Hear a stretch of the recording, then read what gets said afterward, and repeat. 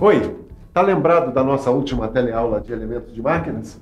A gente estudou a estrutura das roscas para aprender melhor como é que funcionam os parafusos.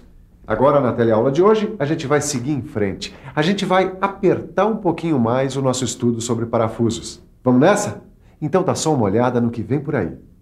Você vai aprender quais são as partes básicas de um parafuso e vai conhecer os 4 grandes grupos em que a gente divide esses elementos de fixação: os parafusos passantes, os parafusos não passantes, os parafusos de pressão e ainda os parafusos prisioneiros. Mas para começar, é bom saber se você se lembra do seguinte: qual é a função de um parafuso? Em que situações a gente usa esses elementos de fixação tão comuns e tão importantes no universo da mecânica? Tá lembrado?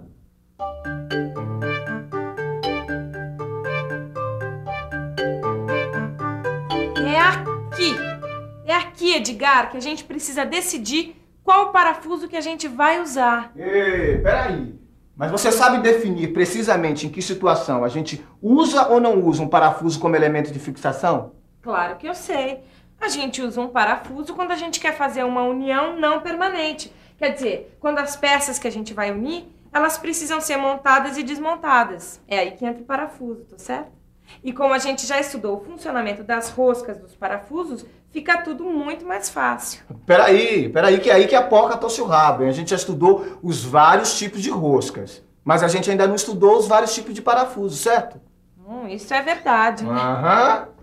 Aham, o quê? Olha, eu estou dizendo que a gente tem que estudar os vários tipos de parafuso, certo? A gente tem que conhecer a sua finalidade, ou seja, a função que cada um deles vai ter no uso, certo? Bom, você sabe que eu estava lendo aqui esse catálogo? Eu fiquei até assustada, tem vários tipos de parafuso. Edgar, pra que tanto parafuso, meu Deus? Deixa eu ver. De fato tem parafuso de todo jeito nesse mundo. É parafuso de corpo cilíndrico, parafuso de corpo cônico, parafuso com cabeça, parafuso sem cabeça. Pode conferir. O formato da cabeça, do corpo e da ponta dos parafusos varia muito. Mas é claro que mesmo com toda essa variedade, existe um sistema de classificação dos parafusos. A gente classifica eles em 4 grandes grupos. Olha aqui. Eu vou te dar alguns exemplos. Esse aqui é o parafuso passante. Esse aqui, é o parafuso não passante. Esses outros aqui, são parafusos de pressão. E esse aqui é o último tipo, é o parafuso prisioneiro. Agora, não vai me perguntar qual é o crime que o parafuso prisioneiro cometeu, porque senão eu paro essa aula aqui mesmo. Vamos estudar direitinho cada um dos 4 grupos, começando pelos parafusos passantes. Se você acha que parafuso passante é aquele que passa direto pelos furos, atravessando toda a peça, acertou em cheio. Vamos conferir agora com o professor Roberto do Senai como e quando é usado o parafuso passante. Bom, o parafuso passante atravessa toda a peça. Por isso, ele precisa de uma porca para fixá-lo. E conforme o serviço, ele pode precisar de uma arruela também. Mas o parafuso passante é necessariamente com cabeça ou existe também o parafuso passante sem cabeça? Existe sem cabeça também. Vamos conhecer agora um outro grupo de parafusos, o grupo dos não passantes. O parafuso não passante, como você já deve estar imaginando, é aquele que não passa pela peça toda. Certo, professor? Certo. E por isso mesmo, o parafuso não passante não precisa de porca. O próprio furo onde a gente introduz esse tipo de parafuso é que deve ser roscado. Observe, esse aqui é um parafuso não passante. Ele entra assim, num furo roscado, compreende? Vamos conhecer agora um outro grupo de parafusos, os parafusos de pressão. O parafuso de pressão, como o próprio nome diz, é fixado por pressão, certo, professor? Certo. A pressão é exercida desse modo, pelas pontas. A ponta do parafuso pressiona a peça a ser fixada. Desse jeito, Agora, o parafuso de pressão é necessariamente com cabeça ou não? Não necessariamente. Existem parafusos de pressão sem cabeça. Olha aqui, Agora é hora de você usar a cabeça para conhecer o último grupo de parafusos, os parafusos prisioneiros. Esses parafusos nunca me escapam. Quer saber por quê? É só lembrar que o parafuso prisioneiro não tem cabeça. Ele tem rosca nas duas extremidades, quer ver? Esse aqui é um parafuso prisioneiro. A gente usa esse tipo de parafuso, sobretudo em situações que exigem montagens e desmontagens frequentes. Porque o uso de outro tipo de parafuso nesses casos pode acabar prejudicando a rosca dos furos. As roscas dos parafusos prisioneiros podem ter passos diferentes e podem também ter sentidos opostos, uma no sentido horário e outra no sentido anti-horário. Para fixar um parafuso prisioneiro na máquina, a gente precisa de uma ferramenta especial, ou a gente pode improvisar a fixação usando duas porcas travadas na extremidade dele. O parafuso prisioneiro, ele permanece fixo no lugar enquanto as outras peças são desmontadas. E o prisioneiro foi o último. Com ele, com o passante, com o não passante e o parafuso de pressão, eu espero que nenhum parafuso escape do seu conhecimento. Tudo bem. Esses grupos são divididos de acordo com a função que os parafusos exercem. Mas aqui não está especificado direitinho a forma da cabeça, a forma do corpo, o tipo de ponta, nem o modo de atarrachamento do parafuso. Tem razão, Neuza. É que a classificação que tem aqui é pela função dos parafusos. Bom, agora a gente vai ver os tipos de parafuso pelas formas da cabeça, do corpo, da ponta e pelo dispositivo de atarrachamento, como que é a Neuzinha. Vamos começar pelas formas de cabeça. Essa é a cabeça sextavada, talvez a mais conhecida de todas. Essa outra é a cabeça quadrada. Tem também o parafuso de cabeça redonda, e um que é bem parecido com ele, o de cabeça abaulada. Tem ainda os de cabeça cilíndrica, os de cabeça escariada e os de cabeça escariada abaulada. Agora vamos conferir os parafusos quanto ao formato do corpo, onde a gente encontra dois tipos de parafusos. Com o formato do corpo, tendo a parte roscada com um diâmetro igual à parte não roscada, e tendo a parte roscada de diâmetro maior que a não roscada. Agora dê uma conferida nos tipos de pontas dos parafusos.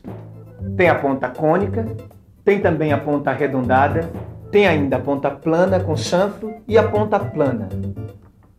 Bom, só falta conferir os parafusos quanto aos seus dispositivos de atarrachamento. Vamos lá? O dispositivo de atarrachamento de um parafuso pode ser sextavado ou pode ser quadrado. Tem também o sextavado interno, a própria fenda, a fenda cruzada, a borboleta, que você deve conhecer, e o dispositivo de atarrachamento recartilhado, que completa o time. Bom, esse time de partes que você acabou de ver acaba formando os mais variados parafusos. Você vai ver agora uma seleção de parafusos, cada um combinando as mais variadas partes, mas todos eles muito úteis no universo da mecânica. Vamos lá. O parafuso sextavado. O parafuso sextavado com rosca total.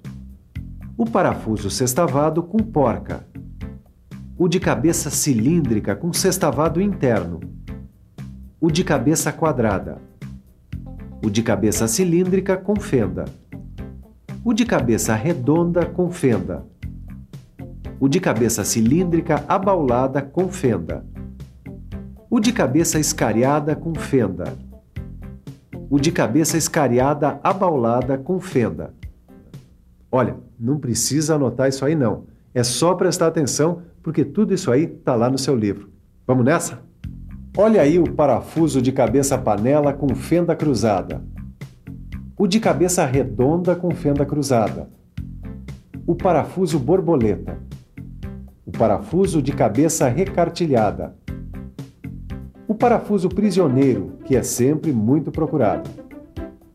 O parafuso sem cabeça com fenda. O parafuso sem cabeça com rosca total e fenda. O autoatarrachante de cabeça sextavada. O parafuso para madeira de cabeça escariada com fenda. O de cabeça escariada com fenda cruzada. O parafuso tipo prego de cabeça escariada. O de cabeça escariada com fenda cruzada. E o de cabeça escariada abaulada com fenda cruzada. E aí, Neuza, já escolheu seus parafusos? Ainda não. Mas eu tô vendo aqui que tem uma coisa muito importante que a gente ainda não estudou, viu, Edgar? E o que é? Os 4 fatores que o profissional precisa levar em conta quando vai unir uma peça com parafuso. Para fixar peças com parafusos, você precisa levar em consideração a profundidade do furo broqueado, a profundidade do furo roscado, o comprimento útil de penetração do parafuso e o diâmetro do furo passante. Vamos dar uma conferida nesses fatores um por um. Vamos ver como é que se faz isso. A profundidade do furo broqueado varia conforme o material das peças que você trabalha. Por exemplo, no caso do alumínio, a profundidade pode ser de até 3D, ou seja, 3 vezes o diâmetro do parafuso. Já a profundidade do furo roscado costuma ser um pouco menor. No caso de furo em peça de alumínio, por exemplo, ela vai até 2,5D, quer dizer, 2,5 vezes o tamanho do diâmetro da rosca. Agora, o comprimento útil de penetração do parafuso, para você ter uma ideia, no caso do alumínio, ele tem o valor de 2D, ou seja, ele pode penetrar em 2 vezes o tamanho do diâmetro. E quanto ao diâmetro do furo passante, no caso do alumínio, ele obedece à relação de 1,06D, ou seja, 1,06 vezes o diâmetro do parafuso. Bom, você viu alguns exemplos em relação ao alumínio, mas no seu livro você vai encontrar a tabela de valores com outros metais, não é, Ed? Além disso, você pode fazer os exercícios e fixar melhor o que você aprendeu na teleaula de hoje. Agora, aperte a memória e se ligue na revisão. E atenção, se liga aí que é hora da revisão. Na nossa teleaula de elementos de máquinas de hoje, você aprendeu que os parafusos se dividem em 4 grandes grupos. O dos parafusos passantes, o grupo dos parafusos não passantes, o grupo dos parafusos de pressão e o grupo dos parafusos prisioneiros. A gente também estudou os tipos de parafuso de acordo com as formas de cabeça, formato do corpo e as pontas de cada parafuso. A gente conferiu também os dispositivos de atarrachamento de um parafuso, assim como os fatores que a gente precisa considerar na hora de prender um parafuso. E viu uma série de parafusos com várias combinações de cabeças, formatos de corpo e pontas. Bom, se você pensa que já sabe tudo sobre parafusos, negativo. Pode tratar de pegar seu livro, dar uma boa estudada e se preparar para a nossa próxima teleaula, porque a gente vai continuar batendo nesse assunto. Os parafusos. Bons estudos e até lá!